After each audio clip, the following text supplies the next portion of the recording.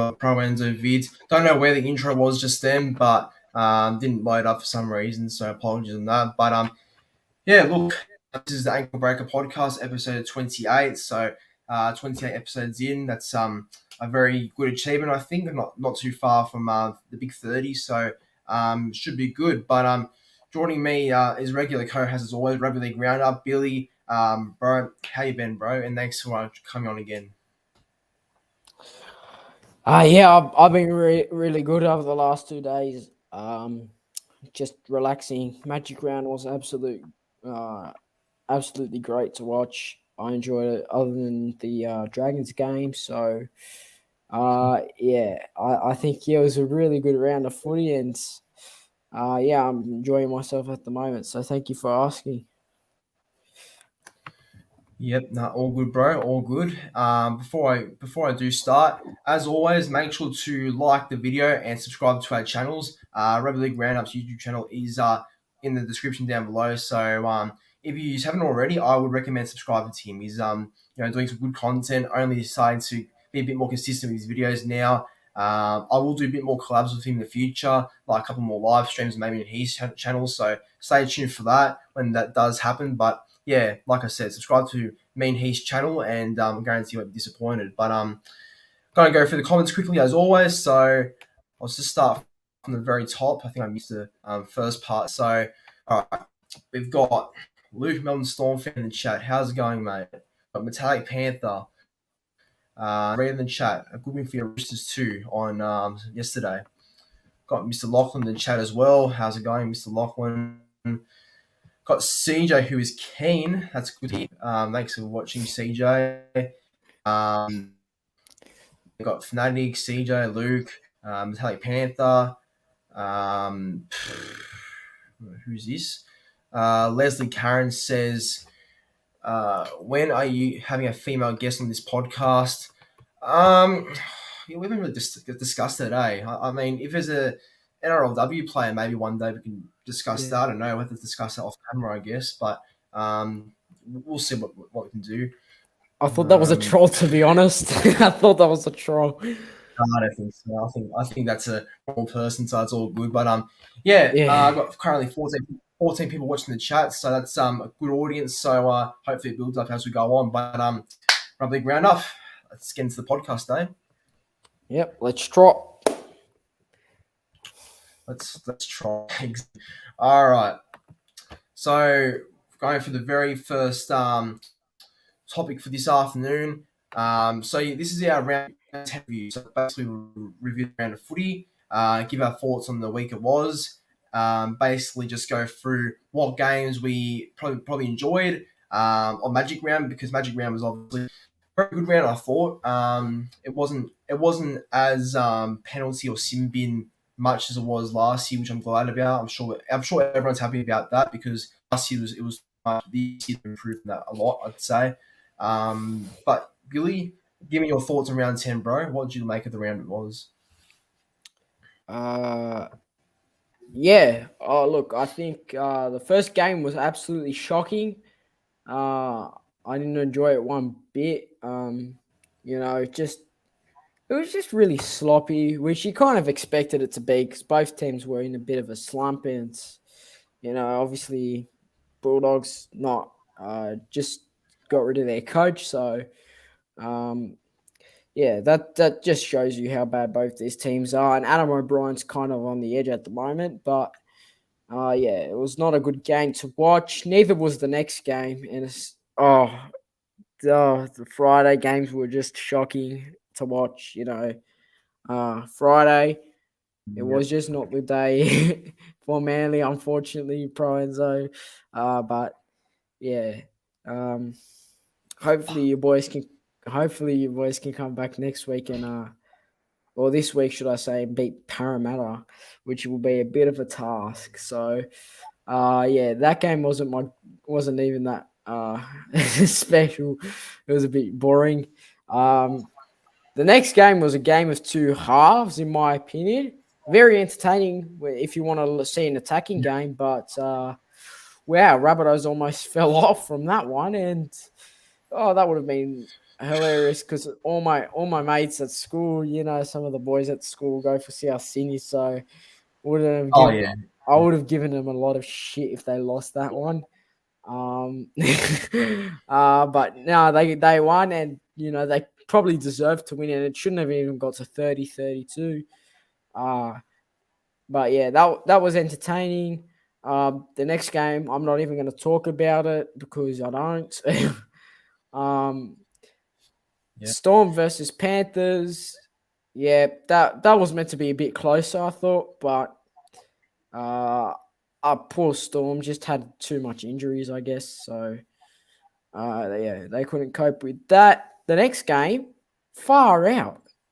Who saw the Raiders winning? I don't even think not anyone saw the me. Raiders winning. I didn't see the Raiders winning, that's for sure. Raiders.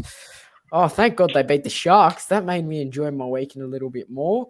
Um, yeah, fuck, good on the Raiders. I mean, Sharks are a top team, but they must have some type of jinx because they always play fucking shit when it comes to when it comes to playing in Brisbane. So, Yeah, yeah, good on Raiders.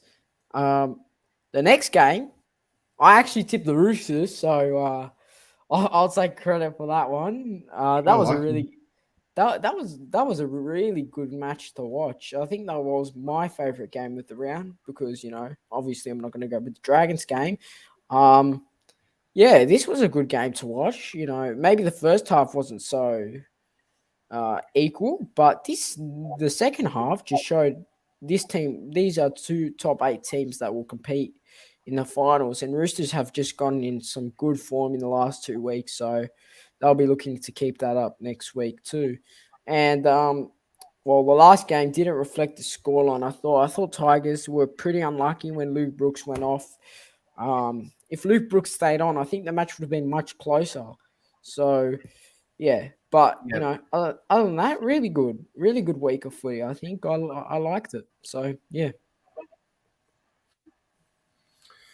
yeah. Thank you for that. Yeah, I pretty much agree with what you said. I think the week it was pretty good. Like I also said before as well. At least this year's Magic Round wasn't didn't show display too much sim bins or sent offs because that was something I don't want to ever see again. To be honest, what happened last year. But this time, yeah, it was definitely a lot better. Magic Round definitely had the hype and lived up to. And even though there were a couple of blowout games, there were still some ones and some tries and moments that I personally enjoyed across the weekend. So I think this year's Magic Round was a success, and I'm looking forward to. And just want to ask you too quickly: are you going to go Magic Round next year? Um, I don't think so, unfortunately. But saying Yep. that, I may go in a couple of years. I don't care where it is. If it's in Brisbane or if it's in Sydney or if it's in Melbourne, I'll go because obviously I want to finish school first before I go out for a week and go to Magic Round and enjoy myself. Obviously, I want to go to uni and get a bit of a degree in journalism. So hopefully, I can become a sports journalist and a sports reporter.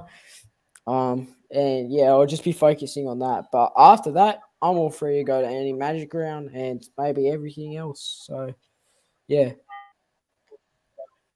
Yep. Yep. That's all right.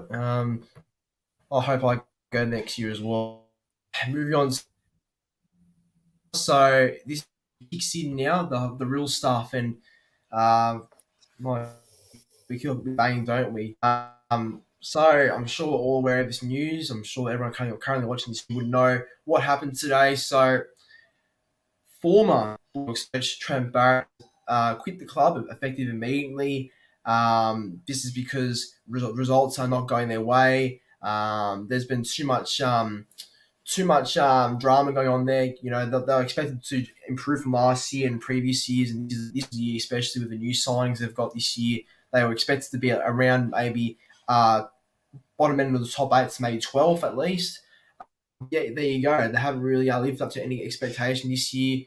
So unfortunately, all the fingers for that blame has been put on Trent Barrett, which I guess is fair enough because Barrett is accountable at the end of the day, how he gets his team going and what he does. I know that it's easy to blame the players too, but there's obviously a track record of this history showing that Barrett has struggled at other clubs. Like he's was a failure at Manly. I can see from experience how bad I wanted him to leave. That's 2018 season. Look, his stint at Penrith was all right, but again, an assistant coach, not a head coach. I think if he was a coach, he would have been in a different situation. So, look, while it is sad how it's sort of been dealt with, Barrett and everything like that, it had to happen. I think it was going to happen anyway. So, Rugby League Round Up, give me your thoughts. Give the chat your thoughts on Barrett quitting the club. Do you think it was the right call? I think he is a bad coach. If you look at his record, obviously you're a Manly fan. His win percentage has got to be one of the lowest win percentages I have ever seen in my out of all the coaches. So that proves something to me. And even he's only won 5 out of 40 games, maybe 34 games, 5 out of 34 games for the Bulldogs, which is a 15% win record, which is just shocking. So that's just proven that he's not a great coach. And I think he's a better assistant coach. I think he's a great assistant coach. He got Penrith to a grand. He got exactly. He got Penrith to a grand final. So I guess the less pressure he has, he does better. And even before when he was assistant coach at other clubs, he was a decent assistant coach. But I imagine the Bulldogs fans would be getting the Lebanese drums out and start banging them and, doing all their chants and, Barrett's in the bin. That one where they're winning song where they just go Roosters in the bin or whatever team loses and, they'll just say someone's in the bin. I've experienced it on my end when they did Dragons in the bin last year, and that was very painful. Look, I think Trent Barrett, it was his time to go, and I don't like how the media blames this on Gus, and I know that Phil Gould has sacked coaches in previous times, such as Anthony Griffin and Ivan Cleary before he came back. But the fact is that Trent Barrett walked out on the club because he knew that he wasn't going to stay for much longer if he did stay at the club. So, I don't think the blame should go on Barrett. But, I think Barrett needed to go. And I think that was best for Bulldogs. And, Flanagan gets the job next year, or one of the coaches that's been recommended. The Bulldogs will be from 16th place, possibly, where they are now, to maybe 10th or maybe even 9th or 8th place, because they actually have a really good team.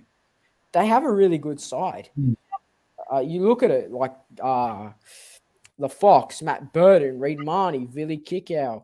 I know people don't like him much as a forward, but Josh Jackson, because he's such a good leader, and Pangai Jr. I think even Paul Vaughan should be staying because the way he's played this year has been very good. And definitely. His defense is like 96, 97%. So why would you sack a defensive player, especially when they need some? And they've got a lot more. I mean, I don't even know why they're sacking Duffy. I think they should give Duffy a chance. Give him another year there, and I think he'll be top notch with the new coach. Aaron Shop, they've got Brent Naden. Jacob Carraz looks good. The Fox, obviously. Kyle Flanagan hasn't been bad this year at all. I think Flanagan's been very good. I think, he's got his second chance, and he's really, even though they haven't won much games, he actually had a good impact for the Dogs, I guess, in a way. He's made Matt Burton play better. And, he frees up Matt Burton a lot. And they have so much good players there at this club. And if they just think about it, if they had a good coach, they'd be top 10 at least, maybe even top 12. So Yeah. uh, I think it was best for Barrett to go. And I believe that it is Shane Flanagan's turn for a coaching role because I think he deserves one. I think he deserves one, and I think that he's done his 4 year suspension and he's won a premiership with the Sharks, and that was the Sharks' first ever premiership. So he's a good coach, and he's been an assistant coach at the Dragons, and I know that he's been good for us before, and I think it's his time, and I think he deserves it. So yeah, I think Shane Flanagan's the man for the job. Um, all right. Well, thank you for all that. That's well said. Well said. Um, yeah. Nah, but look. You want to hear my honest thoughts on Barrett? Look, I think Barrett is not a first grade coach. He is a bit too matey. I think that's unfortunate. A track record of that. He's a bit too friendly. I think the players like. I think he's only there to really make friends. He's not there to really be too serious or to win any big games or be in finals and that. So it's I don't think he's got the qualities or the sort of expectation to be a good first grade coach. I think he's a good bloke. I'm sure he's a nice guy. You can't just have an eye and you know not have someone that's going to really lead the club and turn them around because that's what he was expected to do once he got there. And obviously, it hasn't worked. So um, you know, he's now left the club. So that's unfortunate where it's come to. But a lot of it was all his fault because it wasn't. I think the board has a lot to blame as well because the board were the ones who brought him into the club, and Barrett signed a 3 year deal with the club that they offered him. So for him to leave that early, it's just to him to leave that early and stuff like that as well. It's obviously very poor roster management by the club, and it's been like that since 2017 too. The last time they made the finals. Um, I just don't know what the issue is because they've got the squad now. So I guess the thing is when Barrett came or when Barrett was the coach heading to this year yet again with the squad he had like signing Dufty, Vaughan, Pango Jr. and all these other players burden. I guess the only guy that was under pressure for this year was Barrett. And look what happened. Barrett couldn't handle the pressure and he didn't get sacked, but I believe he was going to though if that board meeting went ahead. So look, he's gone. Does he get another coaching gig?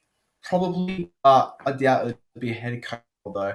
But for me, if I was to give you a option to replace Barrett as a coach for like next year onwards, whenever they do get a new one, I'd say Flanagan, like you said, or go out of the box and sign John Morris or Cameron Solrado, some young coach that's has to be going well before under big clubs like Penrith or Melbourne, like just like someone like that who's been waiting for a while, that could really benefit the Mm. Dogs team. So, but in saying that, Barrett was a rookie coach as well, considered a rookie coach still as well, even coaching Manly for a bit. So I don't know. They might need someone with a bit more experience in bigger games and stuff like that. So we'll see what happens. But I think touching, I reckon. All Mm. right. Yeah. I know you're not gonna like it. I know you're not gonna like the next topic, but we're gonna discuss it anyway. So topic number 3. All right, wow.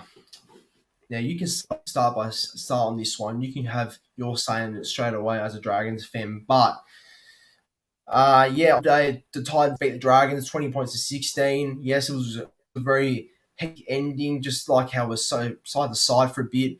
Both sides went for about 150 field goals each side in the first second half goal point. Just couldn't believe what I was saying. But it wasn't until like around a minute to go of the second half, a minute to go of goal point. If there was no point, obviously it would have been a draw. But right around the end, from the scrum, Jane Campbell gives a nice ball out to Joe Big, puts the ball down. But the controversy and the main talking point is that he really put the ball down properly because there is a lot of replays out there indicating whether he actually put the ball down without knocking it on. Um, you know, in fast motion, I think it was a knock on when you look at it, but slowing it down, I'm just like, yeah, okay, I can see why they're giving it now, but it was a very messy put down, and it's not one I would have been too confident in giving. So, Rugby League Round Up, mate, the floor's yours. Give us your thoughts.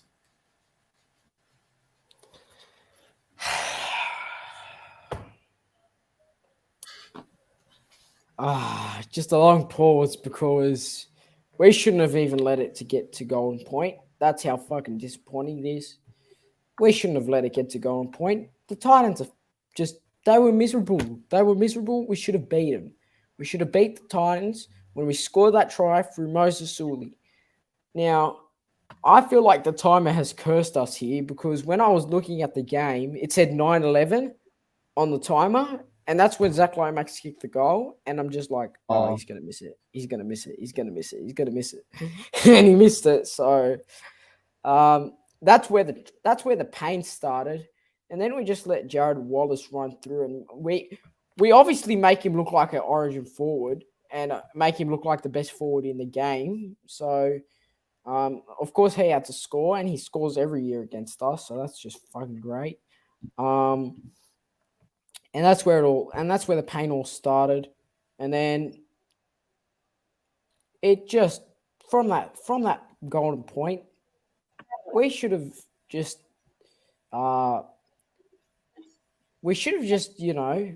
played it simple, run the ball hard, run at him, and get it to Ben Hunt.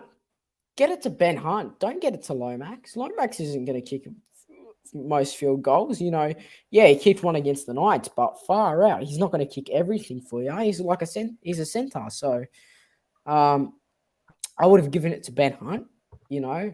The poor bugger dropped it in golden point too, so that's a painful moment. Look, I think, to be honest, the try looked like a knock on, but you know, the debate is it's a questionable try because, you know, he probably got it down, but was there enough force or pressure to award a try? And in fast motion, and the game shouldn't be played in slow motion. Andrew Johns always says this. The game should not be played in slow motion. It is not a slow motion game. It is a fast game, and we want the game to flow. Well, this is not how we get the game to flow. This is just like, and then they go back and review. I hate the review rule. Why do they have it? Just make a decision. Like, do you have to review it? Like, I thought, even the touch judge said, like, oh, it may be a knock on, but the referee gave it a try. So I was like, well, what the hell's happening here? And then, you know, I don't like Gold Coast anymore. I just don't. I don't like their fans. I don't like their team. I don't like some of their players. You know, they were so cocky when they won. They weren't like, you know, oh, good game, bro. Good. I know it's like the first game they've won in like 6 weeks, but did they even deserve to win? No, they didn't. We let them win. That's our fault. But we shouldn't have. That shouldn't even be a try, in my opinion. You know, I think a try should be a try when you've put the ball down with force and pressure, and you know that's not a try any other games. That's not a try in any other games. If you look at it, you know, remember a few years ago, Jason Saab against the Sharks got the ball, like he had the ball in his hands. This was when he was playing for the Dragons against the Sharks. Caught the ball and put it down slightly, but he only had one finger on the ball. And I go, try. But because he dropped the ball and had no pressure on it, it's a disallowed try. And I won't forget that. I won't forget that. But see, this is the problem. No. They're inconsistent. These referees are inconsistent. It's ruining the game. The game needs to be played in fast motion, not slow motion. Every person says that. It's a fast game, you know. Back in the days, there was no bunker. Obviously, you know, 1980s, 1990s was probably the prime of football, of rugby league. And because there was no bunker, there was no freaking video referees. Maybe towards the late 90s there was, but it wasn't shit as it is now. And yeah, I just think we shouldn't have even lost. But what do? We'll come back this week. We'll go down to Cogra Oval. I'll be there. I'll be watching the game. Hopefully Tyrell Sloan gets the number one position. Only just so he can prove a point. I want him to prove a point. I want people to know that he actually is a good player, but he just needs, I think, a couple of games to warm in because, he hasn't been in NRL since round 3. Since round 3, that's 10 weeks. Or not 10 weeks, maybe 7 or 8. That's 2 months. 2 months off rugby league first grade. So, yeah, I think maybe look, give him a week in first grade, one more week, and if he doesn't perform this week, then Griffin will be right. I just think that's what I think should happen. But yeah, I think we should win against the Warriors. All right. Yeah. Okay. Thank you for your thoughts on the no try thing. Okay. Look, I think just quickly, I think it was a very interesting call. Seriously, I just think it was a tough call. I know that it looked like it was a no try, but I don't know. I've seen plenty of pictures, plenty of replays and photos. They've had a bit of possession first, got the ball down, but to me, it looked like he did fumble at the end. But I believe, first of all, on the first look side of things, he got the ball down. So, look, it is what it is. It could have really gone either way. Dragons could have won it. Titans, they could have won it too. So it was really a mixed bag game. So I wouldn't be too disappointed about the loss if I was you, bro. It is what it is, and that's what's happened. So. Sorry, I rambled on a bit, bro. Yeah, no, it's all right. It's all right, bro. And okay, we're on to the second last topic now. So, unfortunately, this is a pretty bad one. It's a disgusting one. It's one that I hope we never see again. We probably will see again, unfortunately, knowing this game sometimes. But that is Jackson Hastings. Hastings, unfortunately, copped a bit of abuse from some Cowboys fans, which doesn't remark Cowboys fans as bad fans, by the way, because there's plenty of good ones out there. But it is disappointing to see this happen, especially when he was taking the conversion kick. And I think his sister, I believe, I don't know what it was, but there was something that relating towards those sort of words. So yeah, it is pretty bad. It is not a good look for the game. It definitely stains the game and how it is. And unfortunately, I can't be too surprised. And I don't want to say I am shocked that this has happened, but I'm not, because how many times have we seen situations like this happen before? We've seen it happen many times, and it's unacceptable. And we've got to really do a lot more to stop this from happening. But how we do it, I don't know. But Rugby League Round Up, just before Jackson Hayes abused the crowd, and they got escorted after. So what do you think the game should do to really stop this sort of stuff from happening, Well, first of all, if this is the first offence, give him a fine, probably a fine. Maybe even a suspension for a year from going to any type of games. And then if they do it a second time after the suspension's finished, suspend them for life. Just ban them from going to footy at all, because this is not what we need in the game. I feel bad for any player that cops this abuse. Obviously, Sloan copped this abuse online, and it's not fair. I feel players don't deserve this. They're not trying to lose a game on purpose. They're not trying to play bad on purpose. It's just the day they play and how they play on the day. So, yeah, look, the people doing this shit need to seriously grow up and freaking get a life. You've gone to Magic Round to watch a team play. You don't go do that shit. That's just disgusting. So, yeah, that's my quick thoughts on it. Yeah. So when you say they should not be banned from coming to games again, like, do you mean as in just like Like, do you mean just as in like not turning up to any game anymore, or like a particular suspension for how long? Like, what do you think? Well, if it's the first offence, then give him a warning, suspend him for a year. Just stop him for a year. Like, you've learnt your lesson. Then after that year's finished, you can go back. But if you do it again, and I'm sure the NRL will know, and the people will know who and NRL obviously is. If they do it again, well, suspension needs to be copped for life. Oh, and I just see a $3 dono here, mate.